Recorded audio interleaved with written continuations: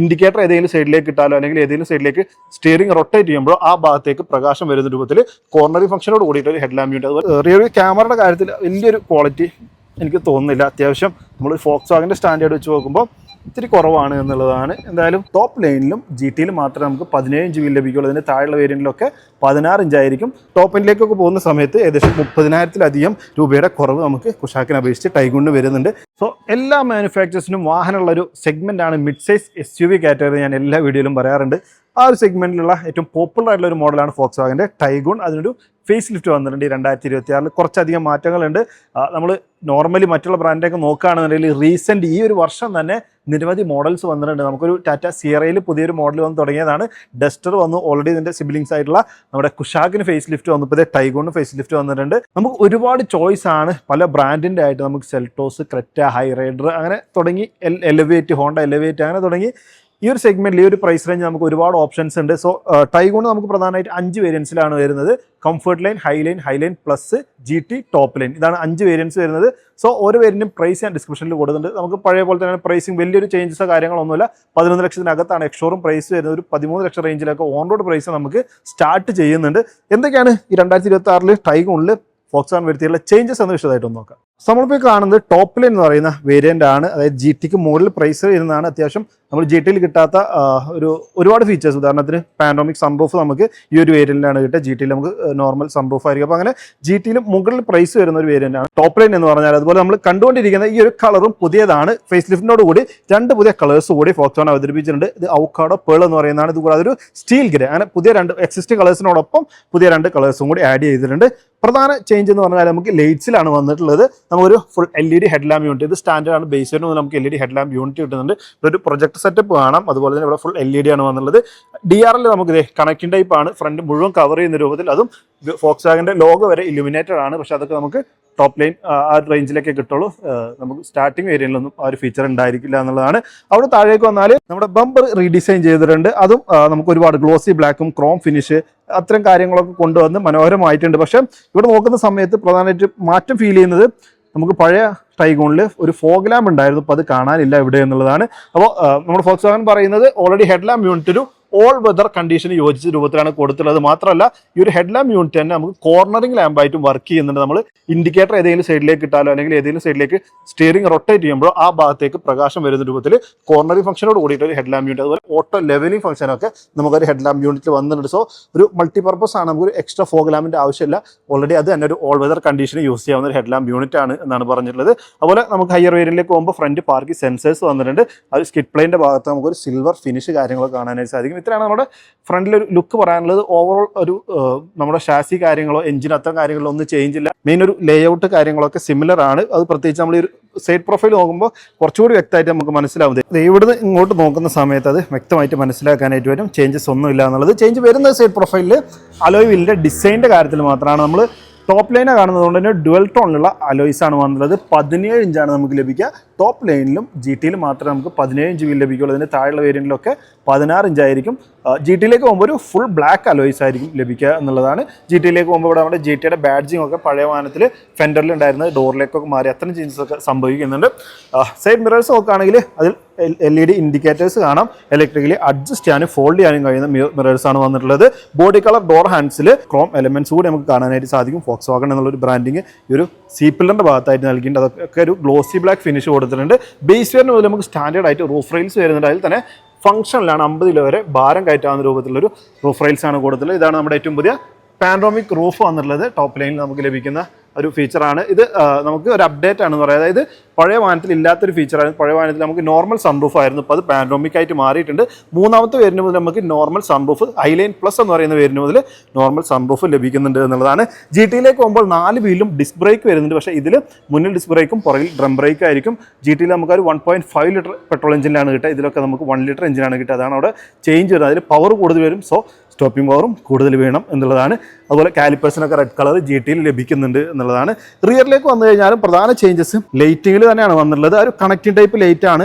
Again logo മുന്നിലേതുപോലെ തന്നെ illuminated logo വരുന്നുണ്ട് എന്നുള്ളതാണ്. അതിന് നമ്മുടെ ഒരു മെയിൻ ഒരു എലമെൻ്റ് അല്ലെങ്കിൽ ഒരു ലേഔട്ട് പഴയ വാഹനത്തിൻ്റെതുപോലെ സിമിലർ ആണെങ്കിലും അതിൻ്റെ അകത്തുള്ള ഡീറ്റെയിലിംഗ് കാര്യങ്ങളൊക്കെ ചേഞ്ച് ചെയ്തിട്ടുണ്ട്. Full LED tail lamp unit ആക്കിയിട്ടുണ്ട് എന്നുള്ളതാണ്. അതുപോലെ ഡിഫോഗർ വൈപ്പർ സ്റ്റാൻഡേർഡ് ആണ് പുറകിലേക്ക്. ചെറിയൊരു സ്പോയിലർ കാണാൻ സാധിക്കും. ഷാർക്ക് ഫിൻ ആൻറ്റിന ഒരു ഗ്ലോസി ബ്ലാക്കിൽ ഫിനിഷ് ചെയ്തിട്ടുണ്ട്. അതുപോലെ തന്നെ റിയർ വ്യൂ ക്യാമറ നമുക്ക് വരുന്നുണ്ട്. ഈ ഭാഗത്തായിട്ട് കാണാൻ സാധിക്കും. റിയർ പാർക്കിംഗ് സെൻസേഴ്സ് മുന്നിൽ കണ്ട പോലെ തന്നെ നമ്മുടെ റിയർ ബമ്പറിനും ഒരു സിൽവർ എലമെൻറ്റും അതുപോലെ തന്നെ ക്രോം എലമെൻറ്റ് കാര്യങ്ങളൊക്കെ കൊടുത്തിട്ട് മനോഹരമാക്കിയിട്ടുണ്ട് എന്നുള്ളതാണ്. ബൂട്ട് സ്പേസ് നോക്കുകയാണെങ്കിൽ നമുക്ക് വരുന്ന ഒരു 385 ലിറ്റർ ആണ്. അത്യാവശ്യം ഈ ഒരു സെഗ്മെൻറ്റ് വെച്ച് നോക്കുമ്പോൾ ഡീസൻ്റ് ആണ് എന്ന് പറയാം. പാർസൽ ട്രേ കാണാൻ സാധിക്കും. അതിന് താഴെയായിട്ട് നമുക്ക് സ്പെയർ വീൽ വരുന്നുണ്ട്. പക്ഷേ ഫുൾ സൈസ് അല്ല, 16 ഇഞ്ചാണ്. അതായത് നമ്മുടെ ലോവർ വേരിയൻറ്റിൽ കിട്ടുന്ന ആ ഒരു സൈസാണ് നമുക്ക് ഫുൾ ഓപ്ഷനിലൊക്കെ സ്പെയർ വീലിൻ്റെ ഒരു സൈസ് വന്നിട്ടുള്ളത്. അപ്പോൾ ഇത്രയാണ് നമ്മുടെ എക്സ്റ്റീരിയറിലെ ലുക്ക്. പ്രധാനമായിട്ട് പറയുകയാണെന്നുണ്ടെങ്കിൽ മുന്നിലും പുറകിലും ലൈറ്റ്സും ബമ്പറും ഒന്ന് റീഡിസൈൻ ചെയ്തു എന്നുള്ളത് വെച്ച് കഴിഞ്ഞാൽ ബാക്കിയെല്ലാം ഒരു സിമിലർ സാധനം തന്നെ നമുക്ക് പഴയ വാഹനത്തിൻ്റെതുപോലെ തന്നെയാണ്. അലോയുടെ ഡിസൈനും മാറിയിട്ടുണ്ട്. ഇത്രയാണ് എക്സ്റ്റീരിയറിൽ ടൈഗോണിന് വന്നിട്ടുള്ള ചേഞ്ചസ് എന്ന് പറഞ്ഞാൽ. ഇനി അതിന് തന്നെ റിയർ സീറ്റിലേക്ക് കയറുകയാണെങ്കിൽ സ്പേസ് കാര്യങ്ങളിലൊന്നും മാറ്റം വരുന്നില്ല. ഞാൻ പറഞ്ഞല്ലോ, നമുക്ക് അത്രയൊന്നും കാര്യങ്ങൾ വീൽ ബേസിലോ അല്ലെങ്കിൽ ഡയമെൻഷനിലോ ഷാസിയിലോ അങ്ങനെ എഞ്ചിനിലോ ഒന്നും അങ്ങനെ കാര്യമായിട്ടുള്ളൊരു ന്യൂ ഏജ് ടൈഗോൺ എന്ന് പറയാൻ പറ്റില്ല. ഒരു ചെറിയൊരു ഫേസ് ലിഫ്റ്റാണ് വന്നിട്ടുള്ളത്. പക്ഷേ സ്പേസ് ഓൾറെഡി ടൈഗോണിൽ അത്യാവശ്യം നോർമൽ ഒരാൾക്ക് ഡീസൻ്റ് ആണ്. ഇതിപ്പോൾ എനിക്ക് ഇരിക്കാൻ പറ്റുന്ന രൂപത്തിലാണ് ഡ്രൈവർ സീറ്റ് ഇട്ടിട്ടുള്ളത്. അങ്ങനെ നോക്കുമ്പോൾ അത്യാവശ്യം ലെഗ് റൂം, നീ റൂം, തൈ സപ്പോർട്ട്, ഈവൻ നമുക്ക് ഹെഡ് റൂം ആണെങ്കിലും അടിപൊളിയാണ്. ഹെഡ് റൂമിൻ്റെ കാര്യം പറയുമ്പോൾ നമുക്കിവിടെ പാനോമിക് റൂഫ് വന്നതുകൊണ്ട് തന്നെ ഇവിടെ ശരിക്കും ഹെഡ് റൂം കുറയേണ്ടതാണ്. പക്ഷേ അവരെന്ത് ചെയ്തു, സ്കൂപ്പ് ഔട്ട് ചെയ്തിട്ട് നമുക്കിത് ഒരു 4 വിരലിൻ്റെ ഹെഡ് റൂം എനിക്കിപ്പോൾ 6 അടി ആയിട്ടുള്ള എനിക്ക് കിട്ടുന്നുണ്ട് എന്നുള്ളതാണ്. ഇതുവരെ നമുക്ക് സൺ റൂഫിൻ്റെ ഒരു പാനോമിക് റൂഫിൻ്റെ ഒരു ഭാഗം എത്തി നിൽക്കുന്ന രൂപത്തിലാണ് വന്നിട്ടുള്ളത്. പുറകിലേക്ക് AC വെൻറ്റും 2 സി ടൈപ്പ് ചാർജിങ് പോർട്ടും ഉണ്ട്. വീതി സെഗ്മെൻറ്റ് സംബന്ധിച്ചിടത്തോളം കുറച്ച് കുറവാണ് വരുന്നത്. നമ്മൾ ഈ ഒരു സെഗ്മെൻറ്റ് വെച്ച് നോക്കുമ്പോൾ 2 പേർക്കാണ് വളരെ കംഫർട്ടായിട്ട് ഇരിക്കാൻ വേണ്ടിയിട്ട് പറ്റുക. ഒരു ആംറസ്റ്റ് മുതൽ കപ്പ് ഹോൾഡേഴ്സും കാണാനായിട്ട് സാധിക്കും. 3 അഡ്ജസ്റ്റബിൾ ഹെഡ് റെസ്റ്റ്, പിന്നെ സ്റ്റാൻഡേർഡായിട്ട് നമുക്ക് 6 എയർ ബാഗ് ഒക്കെ വരുന്നുണ്ട്. അതുകൊണ്ട് കർട്ടൺ എയർ ബാഗ്സിൻ്റെ പ്രൊട്ടക്ഷൻ കാര്യങ്ങളൊക്കെ പുറകിലിരിക്കുന്നവർക്ക് ലഭിക്കുമെന്നുള്ളതാണ്. സോ ഇവിടെ 3 പേര്, ഒരു കുട്ടിയൊക്കെ ആണെങ്കിൽ അഡ്ജസ്റ്റ് ചെയ്യാൻ, 3 വലിയ ആളുകൾക്ക് ഇത്തിരി ഷോൾഡർ റൂം കുറവായിരിക്കുന്ന ഒരു ഫീൽ ലഭിക്കും എന്നുള്ളതാണ് പുറയിലെ കാര്യം പറയാനുള്ളത്. അതുപോലെ ഡോർ പാഡ് നോക്കുകയാണെന്നുണ്ടെങ്കിൽ നമുക്ക് കൈ വെക്കുന്ന ഭാഗത്തൊക്കെ സോഫ്റ്റ് ടച്ചിൻ്റെ പാഡിംഗ് ഉണ്ട്. അതുപോലെ തന്നെ പവർ വിൻഡോ നൽകിയിട്ടുണ്ട്. ഇൻസൈഡ് ഡോർ ലിവറിനൊക്കെ ഒരു സിൽവർ ഫിനിഷ് വന്നിട്ടുണ്ട്. സ്പീക്കർ, അതുപോലെ കപ്പ് ഹോൾഡേഴ്സ് കാര്യങ്ങളൊക്കെ കാണാം. ഇതിൻ്റെ സിബ്ലിങ്സ് എന്ന് പറഞ്ഞാൽ പറഞ്ഞല്ലോ കുഷാക്ക്, അതിൽ നിന്നും ഒരു ഫീച്ചർ നമുക്ക് പുറയിൽ കുറവാണ്. നമുക്ക് കുഷാക്കിലേക്ക് വരുമ്പോൾ മസാജിങ് സീറ്റ് വരുന്നുണ്ട്. പക്ഷേ ടൈഗോണിൽ അത് അവർ ഒഴിവാക്കി നിർത്തിയിട്ടുണ്ട്. അത് ആ പ്രൈസിങ്ങിൽ നമുക്ക് അറിയാനും ചെയ്യും. അതായത് ടോപ്പ് എൻഡിലേക്കൊക്കെ പോകുന്ന സമയത്ത് ഏകദേശം 30,000-ലധികം രൂപയുടെ കുറവ് നമുക്ക് കുഷാക്കിനെ അപേക്ഷിച്ച് ടൈഗോണിന് വരുന്നുണ്ട്. അത് ആ ഒരു ഫീച്ചറൊക്കെ നമുക്ക് കുഷാക്കിൽ കൂടുതൽ ലഭിക്കുന്നതുകൊണ്ടാണ് എന്ന് പറയാം. ഫ്രണ്ടിൽ നമ്മൾ പുറകിൽ കണ്ട പോലെ തന്നെയുള്ളൊരു ഡോർ പാഡാണ്. സോഫ്റ്റ് ടച്ചിൻ്റെ പാഡിങ് അഗൈൻ ഇവിടെയും വരുന്നുണ്ട്. 4 പവർ വിൻഡോയുടെ കൺട്രോൾ, നമുക്ക് ഇലക്ട്രിക്കലി അഡ്ജസ്റ്റും ഫോൾഡ് കാര്യങ്ങളൊക്കെയുള്ള ORMൻ്റെ കൺട്രോൾസൊക്കെ കാണാൻ സാധിക്കും. ഇലക്ട്രിക്കലി അഡ്ജസ്റ്റ് ചെയ്യാൻ പറ്റുന്ന ഡ്രൈവർ സീറ്റാണ് വന്നിട്ടുള്ളത്. സോ അതിൻ്റെ കൺട്രോൾസ് നൽകിയിട്ടുണ്ട്. ഹെഡ്ലൈറ്റിൻ്റെ കൺട്രോൾസൊക്കെ നമ്മൾ സാധാരണ ജർമ്മൻ വാഹനങ്ങളിൽ കാണുന്ന പോലെ ഈ ഭാഗത്താണ്. ഇത് ഓട്ടോ ഇട്ട് കഴിഞ്ഞാലാണ് നമ്മൾ നേരത്തെ തുടക്കത്തിൽ കാണിച്ച ഓട്ടോ ലെവലിങ്ങും കോർണറിങ് ഫംഗ്ഷനൊക്കെ ഓൺ ആവുന്നത്. നമ്മൾ മാനുവലി ഹെഡ്ലൈറ്റ് ഓൺ ചെയ്താൽ ഫുൾ മാനുവലി ആയിട്ടായിരിക്കും, നമ്മൾ നോർമൽ ഹെഡ്ലൈറ്റ് പോലെ ആയിരിക്കും അത് വർക്ക് ചെയ്യുക എന്നുള്ളതാണ്. GT എടുക്കുന്നവർക്ക് അലോയ് പെഡൽസ് വരുന്നുണ്ട്. ഇതിൽ നമുക്ക് നോർമൽ പെഡൽസ് നമ്മളൊരു മാനുവലാണ് കാണുന്നത്. ടോപ്പ് ലൈൻ എന്ന് പറയുന്ന ടോപ്പ് എൻഡ് വാഹനത്തിൻ്റെ മാനുവൽ ട്രാൻസ്മിഷനോട് കൂടിയിട്ടുള്ള ഒരു വാഹനമാണ് നമ്മളിപ്പോൾ കണ്ടുകൊണ്ടിരിക്കുന്നത്. അതുപോലെ സ്റ്റിയറിംഗ് വീലിൽ ചേഞ്ചസ് ഒന്നുമില്ല, പഴയ വാഹനത്തിൻ്റെ അതുപോലെ തന്നെയാണ്. നമുക്ക് ടിൽറ്റ് ആൻഡ് ടെലിസ്കോപ്പി ഫംഗ്ഷൻ വരുന്നുണ്ട്. ഒത്തിരി ടൈറ്റാണ് പുതിയതായതുകൊണ്ട്. അപ്പോൾ സ്റ്റിയറിംഗ് മോഡ് കൺട്രോൾസ് ഉണ്ട്. ഇവിടെ നമ്മുടെ ക്രൂസ് കൺട്രോൾ കാര്യങ്ങളൊക്കെയാണ് വന്നിട്ടുള്ളത്. ഇവിടെ നമ്മുടെ MIDയുടെ കൺട്രോൾസ് ആണ്. MIDയുടെ കൺട്രോൾസ് എന്ന് പറയുമ്പോൾ നമുക്ക് ആദ്യത്തെ 2 വേരിയൻറ്റിലൊക്കെ നോർമൽ അനലോഗ് അതുപോലെ തന്നെ ഡിജിറ്റലിൻ്റെ ഒരു മിക്സ് ആയിട്ടുള്ളൊരു MID ആണ് വരിക. പക്ഷേ ഇതിൽ നമ്മൾ കാണുന്നത് 10.25 ഇഞ്ചിൻ്റെ മനോഹരമായിട്ടുള്ളൊരു ഡിജിറ്റൽ ഡിസ്പ്ലേ ആണ്. അതിലിത് വ്യൂ തന്നെ പല രൂപത്തിലുണ്ട്. ഇപ്പോൾ നമുക്ക് ഇത്തരത്തിലൊരു ഡയൽ വരുന്നൊരു വ്യൂ കിട്ടും. ഇത് ചേഞ്ച് ചെയ്യുകയാണെന്നുണ്ടെങ്കിൽ ഇവിടെ അങ്ങനെ പ്രസ് ചെയ്താൽ കണ്ടോ, ഇതിപ്പോൾ ഫുൾ ഡിജിറ്റലായിട്ട് മാറും. പിന്നെ ഒരുപാട് ഇൻഫർമേറ്റീവ് ആയിട്ടുള്ള ഒരു ക്ലസ്റ്റർ ആയിട്ട് മാറും. അപ്പോൾ അത്തരത്തിലുള്ള 3 വ്യൂവിൽ നമുക്ക് ഒരു ഡിസ്പ്ലേ കാണാൻ സാധിക്കും.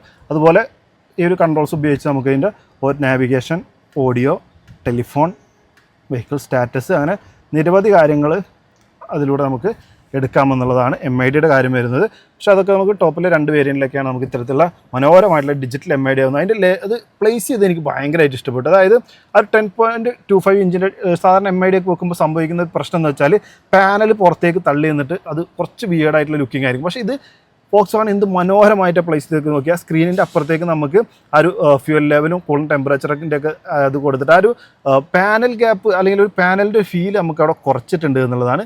അത് ഡിസൈനേഴ്സിനെ സമ്മതിച്ച് കൊടുത്താൽ മതിയാവുള്ളൂ. അതിനൊരു ലേക്ക് ഞാൻ കൊടുക്കുകയാണ്. പിന്നെ ലെതർ റാപ്പാണ് സ്റ്റിയറിംഗ് വീൽ വന്നിട്ടുള്ളത്. ടച്ച് സ്ക്രീൻ നോക്കുകയാണെങ്കിൽ പഴയ സൈസ് തന്നെയാണ്. പഴയ വാഹനത്തിൽ 10.1 ഇഞ്ചാണ് നമുക്ക് വന്നിട്ടുള്ളത്. പക്ഷേ അതിൻ്റെ UI മാറിയിട്ടുണ്ട്. യൂസർ ഇൻ്റർഫേസ് നമുക്ക് ഇത്തരത്തിലല്ല. പക്ഷേ ഇത് കുറച്ചുകൂടി കൺവീനിയൻ്റ് ആയിട്ടുണ്ട്. ആ ഒരു ചേഞ്ച് നല്ല രീതിയിൽ തന്നെ സംഭവിച്ചിട്ടുണ്ട് എന്ന് പറയാം. ഷോർട്ട് കട്ട്സ് ആയിട്ട് നമുക്ക് ട്രാക്ഷൻ കൺട്രോളും അതുപോലെ AC-യുടെ കൺട്രോൾസും പാർക്കിംഗ് സെൻസേഴ്സിൻ്റെ കൺട്രോൾസൊക്കെ കൊടുത്തിട്ടുണ്ട്. പിന്നെ സെറ്റിങ്സിൽ പോയാൽ നമുക്ക് അത്യാവശ്യം കൺട്രോൾസ് കാര്യങ്ങളൊക്കെ അത് പുതിയതായതുകൊണ്ട് തന്നെ നമ്മളൊന്ന് യൂസ്ഡ് ആവാനുണ്ട് എന്ന് പറയാവുന്ന രൂപത്തിലാണുള്ളത്. റിയർ ക്യാമറയുടെ കാര്യത്തിൽ വലിയൊരു ക്വാളിറ്റി എനിക്ക് തോന്നുന്നില്ല. അത്യാവശ്യം നമ്മൾ ഫോക്സ് വാഗൻ്റെ സ്റ്റാൻഡേർഡ് വെച്ച് നോക്കുമ്പോൾ ഇത്തിരി കുറവാണ് എന്നുള്ളതാണ്. എന്തായാലും ജസ്റ്റ് ഓക്കെ എന്ന് പറയാം. നമുക്ക് അഡാസ് ഫീച്ചേഴ്സ് അല്ലെങ്കിൽ 360 ക്യാമറ അതൊക്കെയാണ് നമുക്ക് ഈ സെഗ്മെൻറ്റ് വെച്ച് നമ്മൾ മറ്റു വാഹനങ്ങളായിട്ട് കമ്പയർ ചെയ്യുമ്പോൾ നമ്മുടെ ടൈഗോണിൽ കുറവായിട്ട് നമുക്ക് പറയാനുള്ളത്. വെന്റിലേറ്റഡ് സീറ്റ് മുന്നിലേക്ക് വരുന്നുണ്ട്. മുന്നിലെ 2 സീറ്റുകളും വെന്റിലേറ്റഡ് ഫംഗ്ഷൻ കാണാം. അതുപോലെ ഓട്ടോമാറ്റിക് ക്ലൈമറ്റ് കൺട്രോൾ വരുന്നുണ്ട്. രണ്ടാമത്തെ വേരിയന്റ് മുതൽ നമുക്ക് ആ ഒരു ഫീച്ചർ ലഭിക്കുന്നുണ്ട്. സ്റ്റിയറിംഗ് മൗണ്ട് കൺട്രോൾസ് ഒക്കെ നമുക്ക് രണ്ടാമത്തെ വേരിയന്റിൽ വരുന്നുണ്ട്. രണ്ടാമത്തെ വേരിയന്റ് മുതൽ തന്നെ നമുക്ക് ഈ ഒരു 10.1 ഇഞ്ചിൻ്റെ ടച്ച് സ്ക്രീൻ വരുന്നുണ്ട്. ബേസ് വേരിയന്റിലും സ്ക്രീൻ ഉണ്ടായിരിക്കും, 7 ഇഞ്ചായിരിക്കും. സൈസ് കുറച്ച് കുറവാണ് എന്നുള്ളത് മാത്രം. ഇതിലേക്ക് വരുമ്പോൾ നമുക്ക് വയർലെസ് ആയിട്ട് ആപ്പിൾ കാർപ്ലേ, ആൻഡ്രോയിഡ് ഓട്ടോ ഒക്കെ സപ്പോർട്ട് ചെയ്യുന്നുണ്ട്. പിന്നെ ഒരു ലേ ഔട്ട് മൊത്തം നമ്മുടെ ഒരു ഡാഷ്ബോർഡ് കംപ്ലീറ്റ് പഴയ വാഹനത്തിൻ്റെ ഇതാണ്. അവിടെ നിന്ന് ഒരു ചേഞ്ചും ഇല്ല. കളർ കോമ്പിനേഷൻസിൽ മാറ്റങ്ങൾ വന്നു എന്നുള്ളത് മാത്രമേ വരുന്നുള്ളൂ. ഇവിടെ ക്ലൈമറ്റ് കൺട്രോൾ നമുക്ക് ഇത് ടച്ചാണ് പഴയ വാഹനത്തിലുള്ളത് പോലെ കൊടുത്തിട്ടുള്ളത്. 2 C type charging port, wireless charger, പിന്നെ നമ്മുടെ മാനുവൽ ഗിയർ ലിവർ, ചെറിയ സ്റ്റോറേജ് ഏരിയ. ഇതാണ് നമ്മുടെ ടൈഗോണിൻ്റെ കീ വന്നുള്ളത്. 2 ഫ്ലിപ്പ് കീ ആണ്. സാധാരണ നമ്മൾ ഫോക്സ് വാഗൻ്റെ വാഹനങ്ങളിൽ കാണുന്ന രൂപത്തിൽ തന്നെ മാനുവൽ ഹാൻഡ് ബ്രേക്ക്, അതിൻ്റെ ടിപ്പൊക്കെ ഒരു സിൽവർ ഫിനിഷ് കാണാം. നമുക്ക് അഡ്ജസ്റ്റ് ചെയ്യാവുന്ന ഡ്രൈവർ ആംറസ്റ്റ് വന്നിട്ടുണ്ട്. അതിന് താഴെ ചെറിയൊരു സ്റ്റോറേജ് ഏരിയ വന്നിട്ടുണ്ട്. ഓട്ടോ ഡിമ്മിങ് IRM വന്നിട്ടുണ്ട്. 2 മാപ്പ് ലാമ്പ് നമുക്ക് വൈറ്റ് പ്രകാശത്തോടുകൂടി LED കൊടുത്തിട്ടുണ്ട്. അപ്പോൾ പാനോമിക് റൂഫ് വന്നപ്പോൾ എന്താ ഒരു കുറവ് സംഭവിച്ചതെന്ന് വെച്ചാൽ പുറകിലേക്ക് മാപ്പ് ലാമ്പും ഇല്ല. അവിടെ സ്പേസ് ഇല്ലാത്തതുകൊണ്ട് മാപ്പ് ലാമ്പ് നമുക്ക് ഫ്രണ്ടിലേക്ക് മാത്രമായിട്ട് ചുരുങ്ങിയിട്ടുണ്ട്. പിന്നെ നമ്മുടെ പാനോമിക് റൂഫാണ്. അത് ഫുൾ റൂഫ് ഓപ്പൺ ചെയ്യാനും കർട്ടൻ ഓപ്പൺ ചെയ്യാനും സെപ്പറേറ്റ് കൺട്രോൾസും കൊടുത്തിട്ടുണ്ട്. അതും നല്ലൊരു കാര്യമാണ്. അതിനുള്ളിലേക്ക് കൊടുക്കാം. അപ്പോൾ ഇത്രയൊക്കെയാണ് നമ്മുടെ ഓവറോൾ ലുക്കിനെ കുറിച്ച് നമ്മുടെ ഏറ്റവും പുതിയ ടൈഗോണിന് പറയാനുള്ളത്. ഒരു 115 PS പ്രൊഡ്യൂസ് ചെയ്യുന്ന ഒരു 1 ലിറ്റർ ടർബോ പെട്രോൾ എഞ്ചിനും ഒരു 150 PS പ്രൊഡ്യൂസ് ചെയ്യുന്ന ഒരു 1.5 ലിറ്റർ ടർബോ പെട്രോൾ എഞ്ചിൻ, അത് നമുക്ക് ആക്റ്റീവ് സിലിണ്ടർ ടെക്നോളജിയോട് കൂടിയിട്ടാണ് വരുന്നത്. നമ്മളിപ്പോൾ ഈ കണ്ടത് 1 ലിറ്റർ എഞ്ചിനാണ്. സോ ഈ 2 എഞ്ചിൻ ഓപ്ഷനിൽ നമ്മുടെ ടൈഗോൺ ലഭിക്കുന്നുണ്ട്. അതിലൊന്നും ചേഞ്ചസ് ഇല്ല. പവർ ഫിഗേഴ്സിൽ എഞ്ചിനിലൊന്നും മാറ്റം വരുന്നില്ല. ഒരു മാറ്റം എഞ്ചിൻ്റെ ഭാഗത്ത് വരുന്നത് എന്താ വെച്ചാൽ അത് നമ്മുടെ 1 ലിറ്റർ പെയർ ചെയ്തിട്ടുള്ളത് ഒരു 8 സ്പീഡ് ടോർക്ക് കൺവേർട്ടർ ഓട്ടോമാറ്റിക് ആയിട്ട് മാറിയിട്ടുണ്ട്. പഴയ വാഹനം ഒരു 6 സ്പീഡ് ആയിരുന്നെങ്കിൽ ഇപ്പോൾ 8 സ്പീഡ് ആക്കി മാറ്റിയിട്ടുണ്ട്. അപ്പോൾ ഫോക്സ് വാഗൺ പറയുന്നത് 5.8% മൈലേജ് അധികം ലഭിക്കും അതിൽ നിന്ന് എന്നുള്ളതാണ്. 5 കിലോമീറ്റർ മൈലേജ് അധികം എന്നുള്ളതല്ല കേട്ടോ, 5.8% ആണ്. സോ അതവർ ക്ലെയിം ചെയ്ത ഒരു രീതിയിൽ പറഞ്ഞിട്ടുള്ള ഒരു ഫിഗറാണ് കേട്ടോ. നമുക്ക് റിയൽ ലൈഫിൽ റിയൽ വേൾഡ് ഡ്രൈവിങ്ങിനൊക്കെ അത് എത്രത്തോളം നമുക്ക് അധികം കിട്ടും അല്ലെങ്കിൽ അത് ഇമ്പാക്റ്റ് വരും എന്നുള്ളതൊക്കെ ഓടിച്ചാൽ തന്നെ നമുക്ക് അറിയാനായിട്ട് പറ്റുള്ളൂ. നോർമലി നമുക്ക് 19 കിലോമീറ്റർ മുകളിലൊക്കെ ക്ലെയിം ചെയ്ത മൈലേജ് വരുന്ന ഒരു വാഹനമാണ്. നമ്മൾ ഓടിക്കുന്നതിനനുസരിച്ചാണ്, ഡിപ്പെൻഡിങ് നമ്മുടെ ടർബോ പെട്രോൾ എഞ്ചിനാണ്. നമ്മൾ പവർ എടുക്കുന്നതിനനുസരിച്ച് നമുക്ക് മൈലേജിൽ ഡിഫറൻസ് വരും. സോ നിങ്ങൾക്ക് കിട്ടുന്ന ഫിഗേഴ്സൊക്കെ ചെറിയ ലോ ഫിഗേഴ്സ് കിട്ടുന്നവരുണ്ടാവും, അത്യാവശ്യം നല്ല മൈലേജ് കിട്ടുന്നവരും എല്ലാവരും ഉണ്ടാവും. നിങ്ങൾ ആരെങ്കിലും ടൈഗോൺ അല്ലെങ്കിൽ കുഷാക്കോ ഈ ഒരു എഞ്ചിനോട് കൂടി ഉപയോഗിക്കുന്നവരുണ്ടെങ്കിൽ നിങ്ങൾക്ക് കിട്ടുന്ന മൈലേജ് ഒന്ന് കമൻറ്റ് ചെയ്ത് അറിയിക്കുക. സോ ഈ ഒരു ചേഞ്ചസ് നിങ്ങൾ പ്രതീക്ഷിച്ചത്ര എത്തിയോ, അതല്ല കുറച്ചുകൂടി മാറ്റങ്ങൾ ഒന്നുകൂടി അടിപൊളിയാക്കാരും തോന്നിയോ, ഇനി കുഷാക്കാണോ ടൈഗോൺ ആണോ, ഈ ഫേസ് ലിഫ്റ്റ് വന്നപ്പോൾ നല്ല രീതിയിൽ മാറ്റം സംഭവിച്ചത് നിങ്ങളുടെ അഭിപ്രായം കമൻറ്റ് ചെയ്ത് അറിയിക്കണം. മറ്റെന്തെങ്കിലും ഫോക്സ് വാഗൺ വാഹനങ്ങളെ കുറിച്ച് ടെസ്റ്റ് ഡ്രൈവിനോ ബുക്കിങ്ങിനോ എന്തെങ്കിലും ആവശ്യങ്ങളുണ്ട് എന്നുണ്ടെങ്കിൽ താഴെ ഞാൻ ഷോറൂമിൻ്റെ നമ്പറും കൊടുത്തിട്ടുണ്ട്. അപ്പോൾ വീഡിയോ ഇഷ്ടപ്പെടുന്നതായിരിക്കും. വീഡിയോ ഇഷ്ടപ്പെട്ടാൽ ലൈക്ക് ചെയ്യണം, ഷെയർ ചെയ്യാൻ, ചാനൽ മറക്കാതെ സബ്സ്ക്രൈബ് ചെയ്യാൻ, സപ്പോർട്ട് ചെയ്യാൻ. വീഡിയോ കണ്ടതിന് ഒരുപാട് അടുത്ത വീഡിയോയിൽ കാണാം. Bye bye.